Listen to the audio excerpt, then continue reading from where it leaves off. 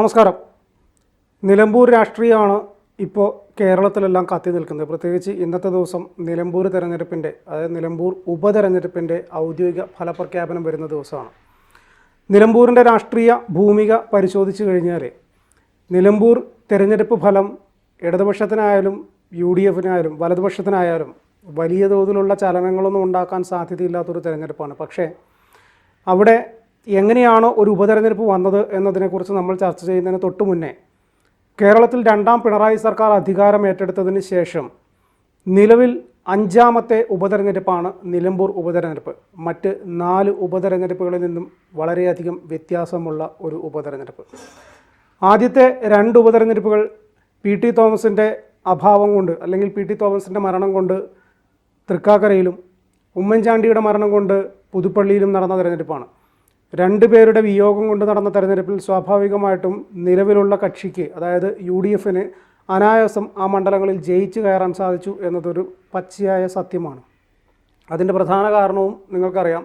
സഹതാപ തരംഗം, അല്ലെങ്കിൽ ആ കുടുംബത്തോടുള്ള സ്നേഹം എന്നൊക്കെ പറഞ്ഞിട്ട് ഒരുപക്ഷെ ഇടതുപക്ഷത്തിൻ്റെ വോട്ടുകൾ പോലും ആ ഒരു ഘട്ടത്തിൽ UDF-ന് അനുഭാവപൂർവമായിട്ട് ചെയ്തിട്ടുണ്ടാകാം. അതുകൊണ്ടാണ് നേരത്തെ ആരാണോ അവിടെ മത്സരിച്ച് ജയിച്ചിരുന്നത് അവർക്ക് കിട്ടിയ ഭൂരിപക്ഷത്തെക്കാൾ കൂടുതൽ അവരുടെ കുടുംബത്തിൽ നിന്ന് മത്സരിച്ച ഉമാ തോമസിനായാലും ചാണ്ടി ഉമ്മനായാലും ലഭിച്ച് അവർ വിജയത്തിലേക്ക് എത്തിയത്. പക്ഷേ പിന്നീട് നടന്ന 2 തെരഞ്ഞെടുപ്പ്, പാലക്കാട് തെരഞ്ഞെടുപ്പും ഈ പറഞ്ഞ ചേലക്കര തെരഞ്ഞെടുപ്പും, ആ 2 തെരഞ്ഞെടുപ്പുകളും MLA സ്ഥാനത്ത് ഉണ്ടായിരുന്ന 2 പേരും രാജിവെച്ച് MP-മാരായി മത്സരിച്ച് പോയതിന്, തിരഞ്ഞെടുക്കപ്പെട്ട് പാർലമെൻറ്റിലേക്ക് പോയതിന് വന്നതുകൊണ്ടുണ്ടായ ഒരു തെരഞ്ഞെടുപ്പാണ്. ആ തെരഞ്ഞെടുപ്പ് ചുരുക്കി പറഞ്ഞു കഴിഞ്ഞാൽ ജനങ്ങളുടെ മേൽ അടിച്ചേൽപ്പിച്ചൊരു തെരഞ്ഞെടുപ്പാണ്. ഒരു MLA നമ്മൾ തിരഞ്ഞെടുത്ത് 5 വർഷത്തേക്ക് അവർക്ക് നമ്മുടെ മണ്ഡലത്തിൻ്റെ ചുമതല നിർവഹിക്കാൻ വേണ്ടിയുള്ള സ്ഥാനം നൽകി നമ്മൾ നിയമസഭയിലേക്ക് അയച്ചു കഴിഞ്ഞാൽ പിന്നീട് അവർ ആ നിയമസഭയുടെ ചുമതല നിർവഹിക്കുന്നതോടൊപ്പം ഇനി വീണ്ടും MP ആയിട്ട് മറ്റൊരു മണ്ഡലത്തിൽ പോയി മത്സരിച്ച് ജയിച്ചു കയറി പോവുക എന്ന് പറയുന്നത് നമ്മളെ ജനപ്രാതിനിധ്യ നിയമത്തിൽ അതിന് വേറെ തടസ്സങ്ങളൊന്നും ഇല്ലാത്തത് കൊണ്ട് തന്നെ അങ്ങനെ ചെയ്തു പോകുന്നു. പക്ഷേ അത് അടിച്ചേൽപ്പിച്ച 2 തെരഞ്ഞെടുപ്പായതുകൊണ്ട് തന്നെ, പക്ഷേ ഷാഫി പറമ്പിലിന് നേരത്തെ കിട്ടിയ ഭൂരിപക്ഷത്തേക്കാൾ കൂടുതൽ ഭൂരിപക്ഷത്തിൽ രാഹുൽ മാങ്കൂട്ടത്ത് പാലക്കാട് നിന്ന് ജയിക്കുന്നു. ഇടതുപക്ഷത്തിൻ്റെ കാൻഡിഡേറ്റ് ചേലക്കരയിൽ നിന്ന് ജയിക്കുന്നു. ഈ തെരഞ്ഞെടുപ്പുകളെല്ലാം മാറ്റിവെക്കാം. നമുക്ക് നിലമ്പൂരിലേക്ക് വന്നു കഴിഞ്ഞാൽ, നിലമ്പൂർ ഉപതെരഞ്ഞെടുപ്പ് കഴിഞ്ഞ 2 തവണയും UDF-ൻ്റെ കൈവശം കാലങ്ങളായി ഉണ്ടായിരുന്ന, ചുരുക്കി പറഞ്ഞാൽ UDF എന്ന് പറയേണ്ട ആര്യാടൻ മുഹമ്മദിൻ്റെ കുടുംബ സ്വത്തായിട്ട് കാലങ്ങളായിട്ട് സൂക്ഷിച്ചു വന്നിരുന്ന ഒരു മണ്ഡലം നിലമ്പൂർ. ആ മണ്ഡലം കഴിഞ്ഞ 2 തെരഞ്ഞെടുപ്പുകളോടുകൂടി 2016-ലും 2021-ലും PV അൻവർ എന്ന് പറയുന്ന സ്വതന്ത്ര സ്ഥാനാർത്ഥിയെ നിർത്തി അത് ഇടതുപക്ഷത്തോട് ചേർത്ത് നിർത്തിയതാണ് LDF. ആ 2 തവണയും PV അൻവർ ശക്തമായ മത്സരം ആണ് അവിടെ കാഴ്ചവെച്ചിരുന്നത്. അവിടെ ചുരുക്കി പറഞ്ഞു കഴിഞ്ഞാൽ ആദ്യത്തെ തെരഞ്ഞെടുപ്പ് കഴിഞ്ഞ് 2ാമത്തെ തെരഞ്ഞെടുപ്പിന് തൊട്ട് മുൻപ് വരെ MLA എന്ന സ്ഥാനത്തിരിക്കുന്ന PV അൻവർ നിലമ്പൂർ മണ്ഡലത്തിൽ എവിടെയും ഉണ്ടായിരുന്നില്ല എന്നുള്ളതാണ് വസ്തുത. ആഫ്രിക്കയിലെ ഖനികൾക്കിടയിൽ സ്വന്തം ബിസിനസ് താല്പര്യങ്ങൾക്ക് വേണ്ടി മണ്ഡലത്തിലെ കാര്യങ്ങളൊന്നും നോക്കാതെ പറന്നു നടന്ന അൻവർ പക്ഷേ തിരഞ്ഞെടുപ്പിന് തൊട്ട് മുന്നെയാണ് ആ മണ്ഡലത്തിലെത്തിയത്. എന്നിട്ടും 2700-ഓളം വോട്ടുകൾക്കാണ് അൻവർ ആ മണ്ഡലം സ്വന്തം കൈപ്പിടിയിൽ ഒതുക്കുന്നത്. അത് ഒരുപക്ഷെ ഇടതുപക്ഷത്തിൻ്റെ മാത്രം വോട്ടുകൾ കൊണ്ട് അൻവർ വിജയിച്ചതല്ല, മറിച്ച് UDF-ൽ നിന്നും അൻവറിൻ്റെ വ്യക്തി താല്പര്യം കൊണ്ടും അല്ലെങ്കിൽ വ്യക്തിപ്രഭാവം കൊണ്ടും അൻവറിനോട് സ്നേഹിച്ച് നിൽക്കുന്ന മറ്റ് രാഷ്ട്രീയ പാർട്ടിയിലെ ആളുകൾ വരെ കൊടുത്ത വോട്ടുകളാണ് അൻവറിന് അന്ന് തുണയായിരുന്നത്.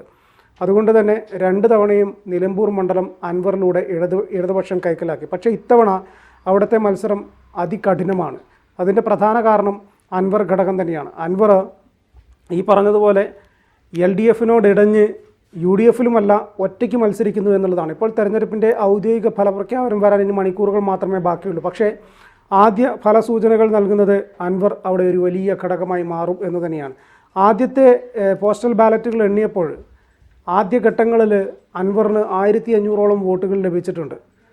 3000 വോട്ടുകളാണ് മറ്റ് 2 കാൻഡിഡേറ്റുകൾക്കും കിട്ടിയത്. മറ്റ് 2 കാൻഡിഡേറ്റുകൾ എന്ന് പറഞ്ഞു കഴിഞ്ഞാൽ ആര്യാടൻ ഷൗക്കത്തിനും M സ്വരാജിനും 3000 ചില്ലറ വോട്ടുകൾ കിട്ടിയപ്പോൾ അവിടെ അൻവറിന് 1500-ൽ പരം വോട്ടുകൾ കിട്ടി എന്നുള്ളത് എല്ലാവരെയും ഞെട്ടിച്ചുകൊണ്ട് അൻവർ ഒരു ശക്തമായ മുന്നേറ്റം മണ്ഡലത്തിൽ നടത്താൻ പോകുന്നു എന്നതാണ് അത് നൽകുന്ന സൂചന. കൃത്യമായിട്ട് പറഞ്ഞു കഴിഞ്ഞാൽ അൻവർ പിടിക്കുന്ന വോട്ടുകൾ LDF പറയും പോലെ UDF-ൻ്റേത് മാത്രമായിരിക്കില്ല. കഴിഞ്ഞ ഘട്ടങ്ങളിലെല്ലാം LDF-ൻ്റെ വോട്ടുകൾ കൊണ്ട് മാത്രമല്ല PV അൻവർ ജയിച്ചു കയറിയത്, മറിച്ച് UDFിൻ്റെ കുറച്ച് വോട്ടുകളും അൻവറിനോട് ചേർന്ന് നിൽക്കുന്ന, ഞാൻ നേരത്തെ സൂചിപ്പിച്ചതുപോലെ തന്നെ അൻവറിൻ്റെ വ്യക്തിബന്ധങ്ങൾ കൊണ്ട് ലഭിച്ച വോട്ടുകളുമാണ്.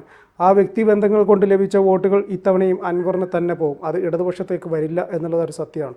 അതുപോലെ തന്നെ ഈ ആര്യാടൻ ഷൗക്കത്തുമായി ബന്ധപ്പെട്ടിട്ടുണ്ടായിരുന്ന കുറച്ച് വിവാദങ്ങളുണ്ട്. അവിടെ അൻവർ തൊടുത്തുവിട്ട കുറേ ആയുധങ്ങളുണ്ട് ആര്യാടൻ ഷൗക്കത്തിനെതിരെ. അതെല്ലാം തന്നെ അൻവറിന് വോട്ടായിട്ട് തിരിച്ചു കിട്ടും എന്നാണ് അൻവർ കരുതുന്നത്. അതുപോലെ തന്നെ ചിലപ്പോൾ സംഭവിക്കാനുള്ള സാധ്യതയുമുണ്ട്. ഒരു 15,000 വോട്ട് അൻവർ പിടിക്കുകയാണെങ്കിൽ ഇരുപക്ഷത്തെയും ചങ്കിടിപ്പ് കൂട്ടും എന്നതാണ് വസ്തുത. അവർക്ക് രണ്ടുപേർക്കും, അതായത് ആര്യാടൻ ഷൗക്കത്തിനായാലും ഈ പറഞ്ഞ M സ്വരാജിനായാലും അവരുടെ ചങ്കിടിപ്പ് കൂട്ടുന്നതാണ് അൻവറിൻ്റെ പെട്ടിയിൽ വീഴുന്ന ഓരോ വോട്ടും എന്നതാണ് വസ്തുത. ഇപ്പോൾ ഏകദേശം 500-600ഓളം വോട്ടുകൾക്ക് മുന്നിലാണ് ആര്യാടൻ ഷൗക്കത്ത്. പക്ഷേ 600ഓളം വോട്ടുകളൊക്കെ എപ്പോൾ വേണമെങ്കിലും മാറി മറിയാം. അവിടെ ഞാൻ നേരത്തെ സൂചിപ്പിച്ചതുപോലെ തന്നെ അൻവർ പിടിക്കുന്ന ഓരോ വോട്ടും ഈ പറഞ്ഞ 2 സ്ഥാനാർത്ഥികൾക്കും അവരുടെ ചങ്കിടിപ്പ് കൂട്ടാൻ മാത്രമുള്ളതാണ്. ആര്യാടൻ ഷൗക്കത്തിനെതിരെ ശക്തമായ ആരോപണങ്ങളാണ് PV അൻവർ ആദ്യഘട്ടം മുതലേ ഉയർത്തിയിരുന്നത്. PV അൻവർ UDFിൻ്റെ ഭാഗമായി നിന്ന് മത്സരിക്കാം എന്നൊരു ധാരണയിലായിരുന്നു തെരഞ്ഞെടുപ്പ് വരുമ്പോൾ അതിനെ നേരിട്ടിരുന്നത്. പക്ഷേ PV അൻവർ ആദ്യഘട്ടങ്ങളിലൊക്കെ ഉന്നയിച്ച ആരോപണങ്ങളും ആവശ്യങ്ങളുമെല്ലാം നിരന്തരം VD സതീശൻ്റെ നേതൃത്വത്തിലുള്ള UDF തള്ളിക്കളയുകയാണ് ചെയ്തത്. അൻവറിനെ അടുപ്പിക്കേണ്ട എന്നൊരു തീരുമാനം UDF ആദ്യമേ എടുത്തതുപോലുള്ളൊരു പെരുമാറ്റമാണ് ഉണ്ടായിരുന്നത്. പക്ഷേ നിലമ്പൂർ മണ്ഡലത്തിൽ അൻവർ എത്രമാത്രം ഘടകമാണ് എന്ന് കഴിഞ്ഞ 2 ടേമിലെ തെരഞ്ഞെടുപ്പ് കഴിഞ്ഞിട്ടും ഇരു മുന്നണികൾക്കും മനസ്സിലായില്ല എന്നുള്ളതാണ് വസ്തുത. അത് ഇത്തവണത്തെ തെരഞ്ഞെടുപ്പോടുകൂടി അൻവർ എന്താണ്, അൻവറിൻ്റെ ശക്തി എന്താണ്, അൻവറിന് ആ മണ്ഡലത്തിലുള്ള പിടിപാട് എന്താണ് എന്ന് ഇരു മുന്നണികൾക്കും കാണിച്ചു കൊടുക്കും എന്നാണ് അൻവർ ആദ്യഘട്ടം മുതലേ പറഞ്ഞിരുന്നത്. അൻവറിൻ്റെ രാഷ്ട്രീയ ചരിത്രമൊന്നും വലുതായിട്ട് പറയാനൊന്നുമില്ല. അൻവർ വലിയ രാഷ്ട്രീയക്കാരൻ എന്നതിനപ്പുറത്തേക്ക് അൻവർ വലിയ ബിസിനസ്സുകാരനാണ്. ആ ബിസിനസ് കണ്ണോടുകൂടിയാണ് പല കാര്യങ്ങളെയും അൻവർ സമീപിച്ചതെന്ന്. അതാണ് ഇടതുപക്ഷത്തിൽ നിന്ന് അൻവർ പുറത്തു പോകാനുണ്ടായ പ്രധാന കാരണം. അൻവറിനെ പുറത്താക്കിയതല്ല ഇടതുപക്ഷം, മറിച്ച് അൻവറിൻ്റെ ചില ആവശ്യങ്ങൾ അല്ലെങ്കിൽ അൻവർ ഉന്നയിച്ച ചില കാര്യങ്ങൾ അത് നടക്കാതെ പോയപ്പോൾ അൻവർ സ്വയം ഇറങ്ങിപ്പോയതാണ്. അൻവർ സ്വയം ഇറങ്ങിപ്പോയി തൃണമൂൽ കോൺഗ്രസ് എന്ന് പറയുന്ന രാഷ്ട്രീയ പാർട്ടിയിൽ ജോയിൻ ചെയ്തു. അതിനു മുന്നേ DMK എന്ന് പറയുന്ന തമിഴ്നാട് ബേസ് ചെയ്തിട്ടുള്ള DMKയിൽ ചേരാൻ ശ്രമിച്ചെങ്കിലും പക്ഷേ ആ തമിഴ്നാട് DMK ഇടതുപക്ഷത്തോട് ചേർന്ന് നിൽക്കുന്നതായതുകൊണ്ട് അൻവറിനെ അവിടെ നിന്നും ചവിട്ടി പുറത്താക്കുകയാണ് ചെയ്തത്. പിന്നീട് സ്വന്തമായിട്ടൊരു DMK ഉണ്ടാക്കി.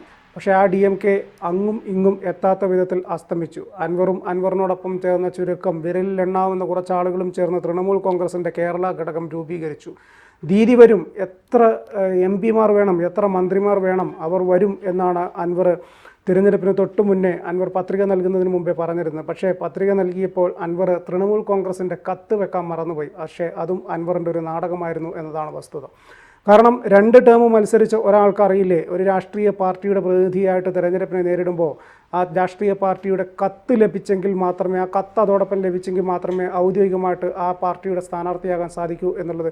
പക്ഷേ അൻവറിന് കൃത്യമായിട്ട് അറിയാമായിരുന്നു ഇതെല്ലാം അൻവറിൻ്റെ നാടകമാണ് എന്ന് രാഷ്ട്രീയ കേരളം ചർച്ച ചെയ്തതുമാണ്. എന്തായാലും നിലമ്പൂർ തെരഞ്ഞെടുപ്പിൻ്റെ ഔദ്യോഗിക ഫലം മണിക്കൂറുകൾക്കുള്ളിൽ വരും. അവിടെ അൻവർ എത്രമാത്രം ഘടകമാകും എന്നതാണ് നമ്മളെല്ലാവരും ഉറ്റുനോക്കുന്ന കാര്യം.